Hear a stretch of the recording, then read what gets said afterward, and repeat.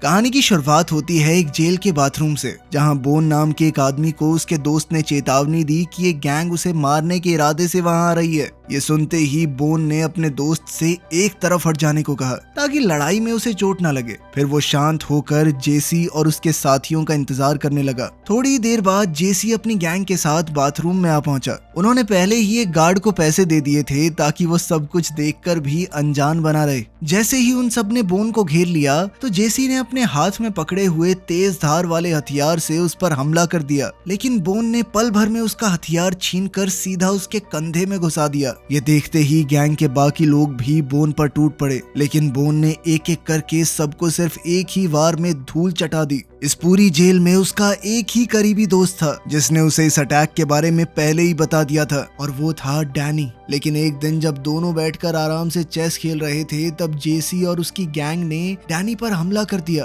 Bone अपने दोस्त को अपनी आंखों के सामने मरते हुए देखता रहा। वो चाहकर भी कुछ नहीं कर पाया। मरने से पहले डैनी ने एक तस्वीर बोन को दी और उससे वादा लिया कि जेल से बाहर निकलते ही वो उसके परिवार की खोज खबर लेगा और उसकी बीवी और बेटे का ख्याल रखेगा। अपने दोस्त की मौत का बदला लेने और अपनी 5 साल की सजा पूरी काटने के बाद आखिरकार बोन जेल से बाहर निकला। अब उसे रहने के लिए एक जगह की जरूरत थी, इसीलिए वो रॉबर्टो और टमारा के घर पहुंचा, जहां किराए पर एक कमरा खाली था। उस घर में 3 और बच्चे भी रहते थे। उनमें सबसे छोटा जैरेड था, जो अक्सर खिड़की के पास बैठकर बाहर की सड़क को देखता रहता। बोन ऐसे ही यहाँ पर नहीं आया था। पूरी जांच पड़ताल करके पता लगा के आया था कि जैरेड उसी के दोस्त का बेटा है। अब बस उसे उसकी बीवी को ढूंढना है। फिर टमारा ने बोन को उसका कमरा दिखाया और साफ कहा कि घर के अंदर बच्चे रहते हैं तो थोड़ा ढंग से रहना पड़ेगा। हमारे कुछ नियम हैं, वो मानने पड़ेंगे। वो किसी भी गैंग के साथ जुड़ा हुआ नहीं होना चाहिए, बंदूक वगैरह कुछ नहीं होना चाहिए उसके पास। बोन ने बिना किसी बहस के उसकी सारी शर्तें मान ली और अपना किराया पहले ही दे दिया ताकि कमरा उसे ही मिले। इसके बाद हम देखते हैं कि लॉस एंजलिस की सड़कों पर हर रोज इलीगल स्ट्रीट फाइट्स होती थी। इन फाइट्स को देखने के लिए हर रात भीड़ जमा होती। लोग अपनी पसंद के फाइटर पर सट्टा लगाते और उम्मीद करते कि वही जीतेगा। इस गैर कानूनी धंधे में बहुत पैसा कमाया जाता था। सिर्फ फाइटर ही नहीं बल्कि सट्टा लगाने वाले लोग भी इससे मोटी कमाई करते।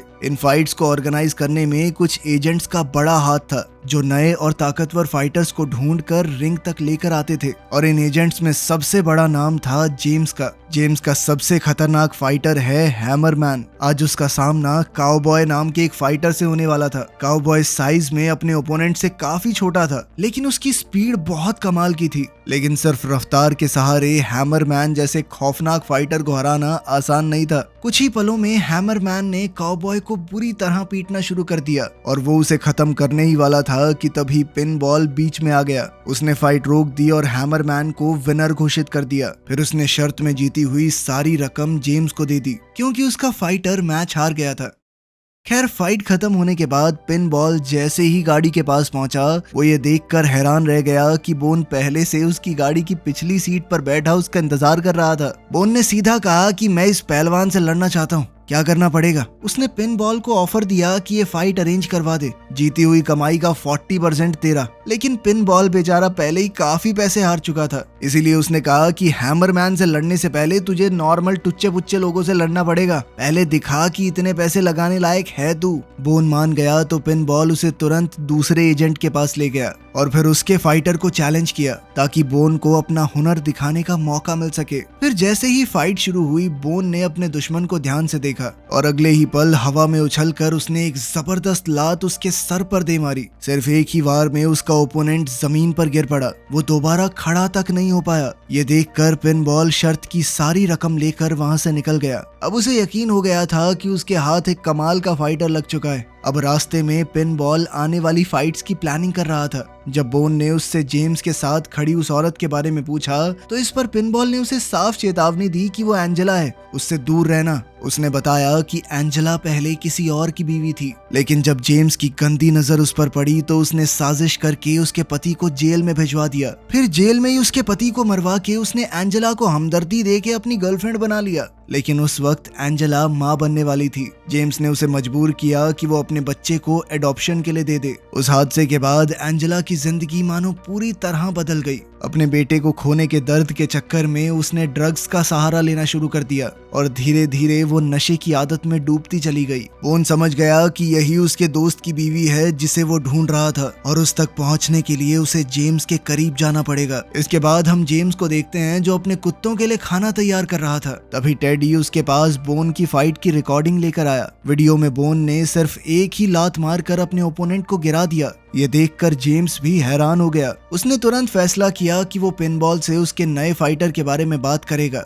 लेकिन इससे पहले वो अपने पिटबुल कुत्तों को खाना खिलाने गया और टेडी को भी साथ चलने को कहा। अचानक जेम्स ने अपने पिटबुल्स को टेडी पर अटैक करने को कहा। बेचारा टेडी डर के मारे जम गया, लेकिन जेम्स उसे सिर्फ डरा रहा था क्योंकि कुत्तों को अभी भी उसने पकड़ रखा था। उधर उसी शाम बोन घर के बाहर वेरांडे में रॉबर्टो के साथ चेस खेल रहा था। तभी पिनबॉल अपनी गाड़ी लेकर वहां आ पहुंचा और उसने बोन को आवाज लगाई, लेकिन जाने से पहले बोन ने चेस का मैच रॉबर्टो को हराकर उससे शर्त के पैसे लिए और फिर पिनबॉल के साथ निकल गया। एरिना पहुंचते ही बोन ने देखा कि वहां दो औरतों के बीच जबरदस्त फाइट चल रही थी। तब पिनबॉल ने मुस्कुराते हुए कहा कि ये पतली कमर वाली देख रहा है, ये तेरे भाई की सेटिंग थी पहले। कुछ ही देर बाद मैच खत्म हुआ और वेरिटा नाम की एक फाइटर जीत गई। फाइट खत्म होने के बाद पिनबॉल वहां के सबसे मशहूर एजेंट टैटू के पास गया। उसने सीधा बताया कि मेरा नया फाइटर सबसे तगड़ा है और मैं उसके ऊपर डायरेक्ट $5000 लगा रहा हूँ। इस बार बोन का सामना हुआ गोल्ड टीथ से, लेकिन बड़ी ही आसानी से बोन ने सिर्फ एक वार करके अपने ओपोनेंट को नॉकआउट कर दिया।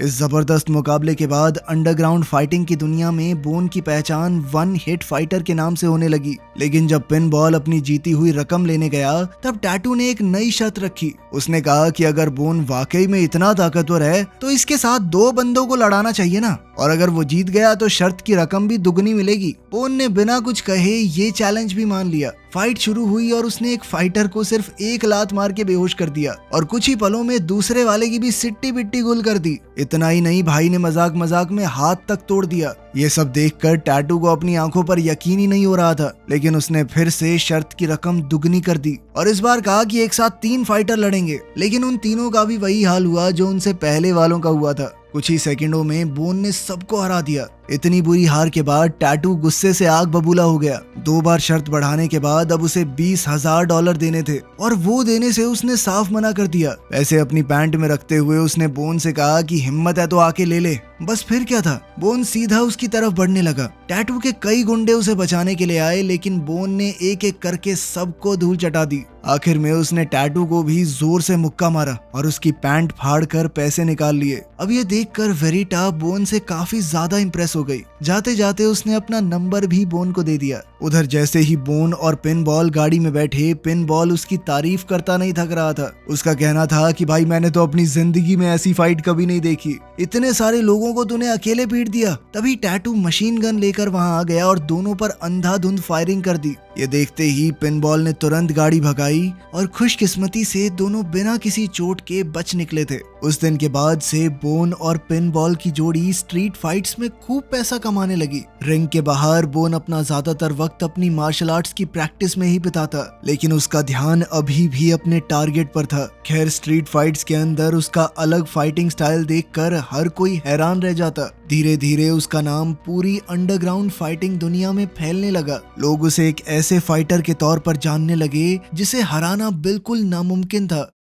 फिर एक रात देर से घर लौटते समय तमारा की नजर बोन के माथे पर लगी चोट पर गई। उसकी शर्ट के ऊपर भी खून के निशान थे। वो तुरंत परेशान हो गई और उसे बैठने को कहा ताकि वो उसके जख्मों पर पट्टी कर सके। उनकी बातचीत के दौरान तमारा ने बताया कि उसे सुबह जल्दी उठकर बच्चों के लिए नाश्ता बनाना होता है और उसके बाद काम पर भी तो जाना है। उसने ये भी बताया कि वो बच्चे उसके नहीं थे, लेकिन फिर भी वो पूरी कोशिश करती है उनकी अच्छी परवरिश करने की। अब बोन ने फिर से उस लड़के जैरेड के बारे में पूछा जो हमेशा खिड़की के पास बैठा रहता था। तब तमारा ने बताया कि जैरेड पिछले 1 साल से मेरे साथ रह रहा है और वो हर रोज खिड़की से बाहर बस इस उम्मीद में देखता है कि शायद उसके असली माँ बाप एक दिन उसे लेने आ जाएं। तमारा को जैरेड की माँ के बारे में कुछ भी पता नहीं था। हाँ, इतना जरूर जानती थी कि उसके पिता अभी भी जेल में बंद है, पर बोन उसके पिता के बारे में सब कुछ जानता था। जैरेड असल में कोई और नहीं बल्कि उसके मर चुके दोस्त का बेटा है। अगली शाम जब तमारा ने खिड़की से बाहर देखा तो वहाँ पर बोन जैरेड को मार्शल आर्ट्स के मूव सिखा रहा था। ये देखकर उसके चेहरे पर मुस्कान आ गई। उसे खुशी थी कि जैरेड और बोन के बीच में धीरे धीरे एक अच्छा रिश्ता बनने लगा था। खैर, अगले दिन हर बार की तरह पिन बॉल के आने से पहले बोन और रॉबर्टो चेस खेल रहे थे, लेकिन इस बार बोन बाजी हार गया। उधर जेम्स अपने रास्ते में आने वाले हर इंसान के लिए मुसीबत बनता जा रहा था। इस बार उसका निशाना मोनिक नाम की एक औरत बनी। जेम्स के एक आदमी ने उस पर धोखेबाजी का इल्जाम लगा दिया था। इसी वजह से जेम्स के लोग उसके पीछे पड़ गए थे। मोनिक जानती थी कि जेम्स उसे सफाई देने का मौका भी नहीं देगा, इसीलिए वो अपनी जान बचाने के लिए भागने लगी। वो एक लोहे की रेलिंग को पार करके निकलने की कोशिश करने लगी, लेकिन उसके भागने से पहले ही जेम्स ने अपनी गाड़ी पूरी रफ्तार से उसकी तरफ दौड़ा दी और उसे बुरी तरह कुचल दिया। उसकी गाड़ी की पूरी विंडशील्ड खून से भर गई। वहाँ से निकलते वक्त जेम्स की नजर रॉबर्टो पर पड़ी। उसे शक हुआ कि शायद रॉबर्टो ने कुछ देख लिया था। खैर, अब आखिरकार वो फाइट आ ही चुकी थी जिसके लिए बोन ने अंडरग्राउंड फाइटिंग शुरू की थी। आज बोन का सामना हैमर से होने वाला था। रिंग में उतरने से पहले हैमर ने हमेशा की तरह कुछ खास ड्रग्स लिए, जिससे उसकी ताकत और रफ्तार और भी बढ़ गई। इसके बाद पिन बॉल ने जेम्स से बात की और उस रात की सबसे बड़ी फाइट का ऐलान कर दिया। कुछ ही देर में दोनों फाइटर्स रिंग में आमने सामने आ गए। फाइट शुरू होते ही हैमर ने बोन पर ताबड़तोड़ हमले शुरू कर दिए, लेकिन बोन ने उसके लगभग हर वार से बचकर उस पर कई जबरदस्त पंचेस जमा दिए। कुछ ही देर में हैमर बुरी तरह पिटकर जमीन पर जा गिरा। हालांकि वो दोबारा उठ खड़ा हुआ, लेकिन इस बार बोन ने उसे पंचेस और किक्स की बरसात से ऐसा मारा कि हैमर हमेशा के लिए जमीन पर ढेर हो गया। और इसी के साथ बोन ने एक और शानदार जीत अपने नाम कर ली। फिर फाइट खत्म होते ही पिन बॉल शर्त के पैसे लेने चला गया। उधर जेम्स खुद बोन के पास आया। उसने बोन की फाइटिंग स्किल्स की दिल खोलकर तारीफ की और कहा कि अपनी पूरी जिंदगी में उसने बोन जैसा फाइटर कभी नहीं देखा। इसके बाद जेम्स ने बोन और पिन बॉल दोनों को अपने घर चलने का न्योता दिया। वो बोन की जीत के जश्न के साथ साथ कुछ और जरूरी बिजनेस की बात करना चाहता था, लेकिन पिन बॉल ये अच्छी तरह जानता था कि जेम्स बहुत खतरनाक आदमी है, इसीलिए उसने बहाना बनाकर न्योता ठुकराने की कोशिश की। लेकिन बोन ने तो ये सब शुरू ही उसके करीब आने के लिए किया था। उसने बिना किसी झिझक के मुस्कुराते हुए जेम्स से कहा कि बताओ भाई, कब आऊं फिर। इसके कुछ दिन बाद जेम्स ने बोन और पिन बॉल को अपने घर बुलाया। वहां पहुंचते ही बोन की मुलाकात कुदरती एंजेला से हो गई। एंजेला ने बोन की तरफ बिल्कुल ध्यान नहीं दिया, लेकिन जेम्स ने नोटिस कर लिया कि बोन बार बार उसकी तरफ देख रहा था। उधर पिन बॉल अपने लिए ड्रिंक लेने चला गया। तब जेम्स बोन को अपने मार्शल आर्ट्स ट्रेनिंग रूम में ले गया। वहां जाकर जेम्स ने बताया कि मेरे दिल में हमेशा अच्छे फाइटर्स के लिए बहुत इज्जत है। उसका मानना था कि एक असली योद्धा शरीर और दिमाग दोनों से साफ होता है, इसीलिए वो कभी शराब सिगरेट वगैरह नहीं पीता। उसने खुद को बाकी गुंडों से बिल्कुल अलग बताया और साथ ही उसने बोन को चढ़ाते हुए कहा कि भाई तू भी मुझे बाकी लोगों जैसा नहीं लगता। फिर उसने अपनी तलवारों की कलेक्शन दिखाते हुए पूछा कि तलवार चलानी आती है, लेकिन बोन ने साफ मना कर दिया कि भाई मैं तो बस हाथ चलाता हूँ। इसके बाद थोड़ा घूम फिर कर जेम्स अपने असली मुद्दे पर आया। उसने बोन को फ्रैंकलिन मैकवे नाम के एक बहुत अमीर आदमी के बारे में बताया, जो दुनिया के सबसे खतरनाक फाइटर्स में से एक प्राइस का मैनेजर है। देखने में तो प्राइस बिल्कुल नॉर्मल सा लगता है, उसका चेहरा भी बिल्कुल डरावना नहीं था, लेकिन रिंग के अंदर वो एक जानलेवा फाइटर था। वो अब तक 4 फाइटर्स को मौत के घाट उतार चुका था और सालों की मेहनत के बाद दुनिया का नंबर 1 फाइटर बन चुका था। जेम्स ने बताया कि प्राइस से फाइट करने के लिए चैलेंजर को $5 मिलियन देने पड़ते थे और वो ये पूरी रकम देने को तैयार था, बस बोन को उसके लिए लड़ना होगा। उसने कहा कि देख भाई, मेरे बिना तू उसे चैलेंज भी नहीं कर सकता, तुझे बहुत सारी फाइट जीत के रैंकिंग में ऊपर जाना पड़ेगा, लेकिन मैं मना लूंगा फ्रैंकलिन को, ये फाइट करवा सकता हूँ मैं। उसने बोन से वादा किया कि अगर वो प्राइस को हरा दे तो इतना पैसा कमा लेगा कि जिंदगी भर फिर काम करने की जरूरत ही नहीं है। ये ऑफर वाकई में बहुत अच्छा था, लेकिन बोन ने उस वक्त कोई जवाब नहीं दिया। उसने सिर्फ इतना कहा कि मैं इस बारे में सोच के बताऊंगा। खैर मीटिंग खत्म होने के बाद जेम्स की नजर एंजेला पर पड़ी, जो कि एक ड्रॉर में कुछ ढूंढ रही थी। जेम्स उसके पास एक छोटी सी बोतल लेकर गया। उस बोतल के अंदर वही ड्रग्स थे जिसे एंजेला ढूंढ रही थी। जेम्स ने बोतल दिखाते हुए कहा कि अगर ये वापस चाहिए तो पहले मेरा एक काम करना होगा। असल में जेम्स चाहता था कि बोन उसका ऑफर मान ले और इसके लिए वो एंजेला का इस्तेमाल करके बोन को अपनी तरफ करना चाहता था, लेकिन एंजेला ने यूं इस्तेमाल किए जाने से साफ मना कर दिया। उसने कहा कि मैं किसी के साथ कुछ नहीं करने वाली। ये सुनते ही जेम्स ने उसे धमकी देनी शुरू कर दी और जबरदस्ती अपनी बात मनवाने की कोशिश की। अपनी जान के डर से मजबूर होकर एंजेला ने आखिरकार बोन को अपने कमरे में बुला लिया, लेकिन जैसे ही बोन अंदर आया एंजेला ने उस पर बंदूक तान दी। लेकिन इससे पहले कि वो बंदूक चलाती, बोन ने आराम से अपनी जेब से एक पुरानी तस्वीर निकाली। उसने एंजेला को तस्वीर दिखाते हुए कहा कि मरने से पहले तुम्हारे पति डैनी ने मुझसे एक आखिरी वादा लिया था कि वो उसकी बीवी और उसके बेटे का हमेशा ख्याल रखेगा। एंजेला ने जैसे ही अपने पुराने परिवार की तस्वीर देखी तो वो बुरी तरह घबरा गई। अचानक उसकी तबीयत खराब होने लगी। फिर उसने बोन से पूछा कि उसकी मुलाकात डैनी से कैसे हुई। तब बोन ने उसे पूरी कहानी बताई। ये सच जानने के बाद एंजेला ने भी अपना पूरा दर्द बयां किया। उसने बताया कि मैं जानती हूँ जेम्स ने जानबूझकर डैनी को जेल भिजवाया था ताकि वो मुझे हासिल कर सके, लेकिन उसे धमकी मिली थी कि अगर उसने जेम्स की बात नहीं मानी तो वो डैनी के साथ साथ उसके बेटे को भी मरवा देगा। इतने सालों में एंजेला को ये तक नहीं पता था कि अब उसका बेटा कहाँ है, वो बेचारा जिंदा भी है या नहीं। लेकिन बोन ने उसे तसल्ली दी। उसने कहा कि मैं जानता हूँ सब कुछ तुम्हारे बेटे के बारे में और वक्त आने पर मैं तुम्हें जरूर मिलवाऊंगा। कुछ देर बाद दोनों कमरे से बाहर आए जहाँ जेम्स उनका इंतजार कर रहा था। तब बोन ने जेम्स से कहा कि वो कुछ दिनों के लिए एंजेला को अपने साथ ले जाना चाहता है। जेम्स ने कहा कि अगर तुम बदले में मेरे लिए लड़ने को तैयार हो तो बिल्कुल। आखिरकार बोन ने उसकी बात मान ली और जेम्स ने एंजेला को अपना सामान पैक करने को कहा। फिर उसी रात बोन एंजेला को सीधा एक रिहेबिलिटेशन सेंटर ले गया। उसने वादा किया कि जैसे ही वो अपने नशे की आदत से छुटकारा पालेगी वो उसे उसके बेटे से मिलवा देगा।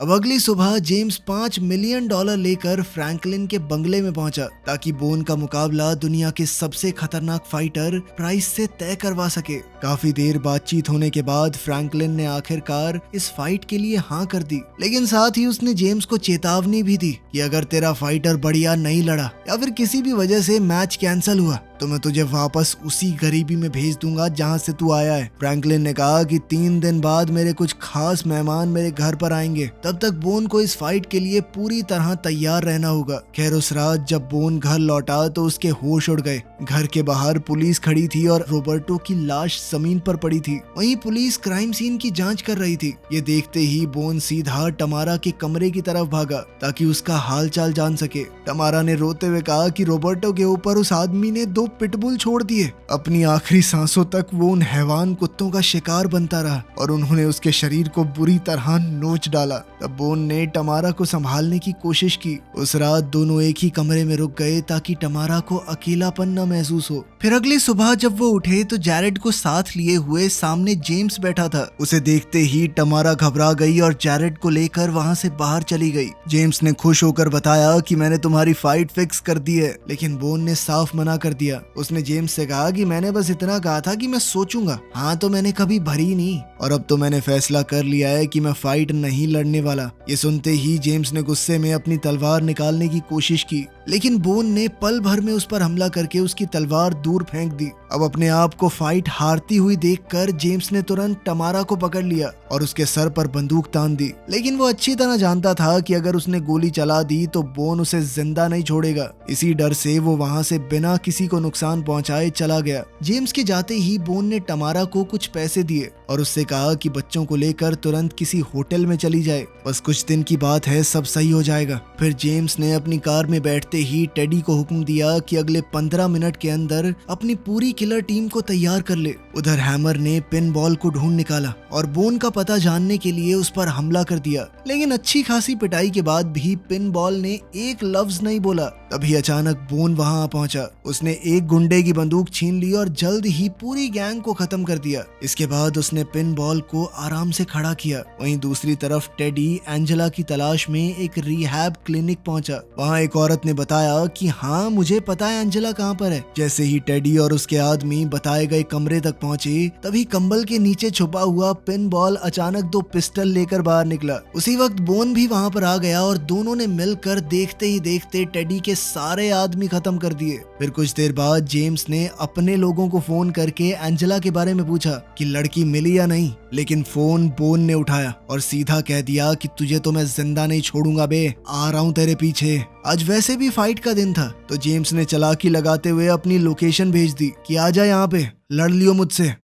अब जेम्स जल्द से जल्द फ्रैंकलिन की हवेली पहुंच गया। यहाँ उसके सारे पार्टनर्स उस बड़ी फाइट का इंतजार कर रहे थे। कुछ ही देर बाद बोन भी हवेली में पहुंच गया। जैसे ही वो अंदर घुसा, एक बटलर राइफल लेकर उसके सामने आ गया, लेकिन गोली चलाने की बजाय वो बोन को हवेली के कोर्टयार्ड तक ले गया, जहां कई सारे गार्ड्स हथियारों से लैस पहले ही तैनात थे। वहीं पर बोन का सामना जेम्स से हुआ। बोन ने उस पर रॉबर्टो के कत्ल का इल्जाम लगाया। इस पर जेम्स ने कहा कि भाई देख, सीधी बात है, मैं किसी को मार रहा था, उसने देख लिया, इसके बाद तो उसको जिंदा छोड़ना ठीक नहीं है ना। लेकिन बोन यही नहीं रुका। उसने जेम्स को भड़काकर ये भी कबूल करवा लिया कि डैनी को जेल भेजने की साजिश भी उसी ने की थी। इन सारी बातों को बोन चुपके से रिकॉर्ड कर रहा था और उसने रिकॉर्डिंग तुरंत पिन बॉल को भेज दी, जिसके बाद पिन बॉल ने ये सारे सबूत तुरंत पुलिस तक पहुंचा दिए। तभी प्राइस रिंग में पहुंच गया और उसने बोन को फाइट के लिए बुलाया। लड़ाई शुरू होते ही दोनों फाइटर्स ने इतनी तेज रफ्तार से हमले किए कि देखने वालों की आंखें फॉलो तक नहीं कर पा रही थी। दोनों एक दूसरे पर एक के बाद एक जबरदस्त वार कर रहे थे। वो दोनों ही कमाल के फाइटर्स थे। लेकिन तभी अचानक से प्राइस ने बोन को जमीन पर गिराकर उसके हाथ को लॉक कर दिया। लेकिन बोन ने अपने घुटने से प्राइस के सर पर जोरदार वार किया और उसकी पकड़ से निकल गया। दोनों फिर से खड़े हो गए और अब प्राइस समझ चुका था कि उसके सामने उसकी जिंदगी का सबसे खतरनाक फाइटर खड़ा है। धीरे धीरे बोन इस लड़ाई में अपनी बढ़त बनाने लगा और आखिरकार उसने प्राइस को जमीन पर गिरा दिया। बोन ने उसके ऊपर ऐसा लॉक लगाया कि वो चाहता तो उसकी टांग तोड़ सकता था, लेकिन आखिरी पल में वो रुक गया और जानबूझकर हार मान ली ताकि जेम्स के लगाए हुए $5 मिलियन डूब जाएं। इसी तरह आखिरकार प्राइस जीत गया और जेम्स हो गया गुस्से में पागल। उसने तुरंत तलवार निकालकर बोन पर हमला कर दिया, मगर बोन उसके हर वार से बच रहा था। ये देखकर फ्रैंकलिन ने अपने आदमियों को हुक्म दिया कि बोन के लिए भी एक तलवार फेंकी जाए ताकि लड़ाई बराबरी की हो। तब बोन ने अपनी स्किल्स से सबको हैरान कर दिया। उसने पहले झूठ कहा था कि उसे तलवार चलानी नहीं आती, अब तो वो कमाल की स्वॉर्ड फाइटिंग दिखा रहा था। लेकिन जेम्स के लिए उसे तलवार की भी जरूरत नहीं है। वो तलवार को फेंककर सिर्फ मयान से लड़ने लगा। इसके बावजूद भी जेम्स उस पर एक वार तक नहीं कर पाया। जेम्स के हमले को मोड़ते हुए बोन ने उसकी ही तलवार से उसका अपना हाथ कटवा दिया। इसी बीच पुलिस हवेली में पहुंच चुकी थी और बोन मौका देखकर वहां से निकल गया। फिर कुछ महीने बाद एंजेला रिहैब से बाहर आ गई और आखिरकार अपने बेटे जैरेड से मिली। इतने सालों बाद अपनी मां को देखकर जैरेड की खुशी का ठिकाना नहीं था। एंजेला ने उससे वादा किया कि अब वो कभी उसे छोड़कर नहीं जाएगी। उसी दिन बोन ने भी वहां से हमेशा के लिए जाने का फैसला कर लिया। उसने अपने दोस्त डैनी से किया वादा पूरा कर दिया था। जाने से पहले उसने टमारा को बताया कि मैंने तुम्हारे लिए पैसों से भरा एक लिफाफा छोड़ दिया है, उसके बदले में एंजेला और जैरेड को कुछ दिनों के लिए यहीं पर रहने दो। फिर सीढ़ियों से नीचे उतरते वक्त बोन की मुलाकात पिन बॉल से हुई। दोनों ने एक दूसरे को अलविदा कहा और इस तरह बोन सुकून के साथ अपनी नई जिंदगी की तरफ बढ़ गया। वीडियो पसंद आई तो लाइक कर देना, चैनल को सब्सक्राइब कर लेना। मिलते हैं अगली वीडियो में।